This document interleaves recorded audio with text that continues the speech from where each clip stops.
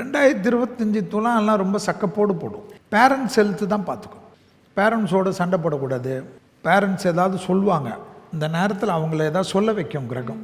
உடனே அவங்க ஃபோனை கட் பண்ணுறது, அவங்க மூஞ்சிலே முழிக்காமல் இருக்கிறது, இதெல்லாம் கொஞ்சம் பார்த்துக்கணும். துளாராசிக்காரங்களுக்கு பிள்ளைகள் விஷயத்தில் கோபம் கூடாது.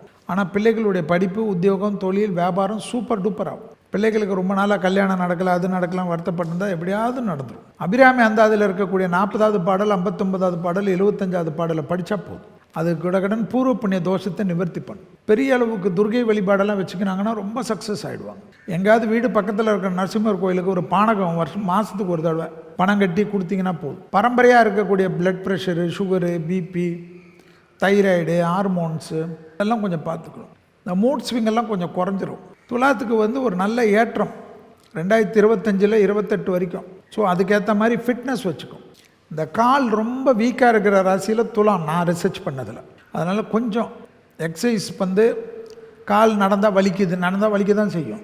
அதை ப்ராக்டிஸ் பண்ண தான் செட் ஆகும். அதை கொஞ்சம் ப்ராக்டிஸ் பண்ணிட்டாங்கன்னா ரொம்ப அற்புதமான அமைப்பு ஏற்படும். இதோட ஒரு நல்ல டைம் வராது.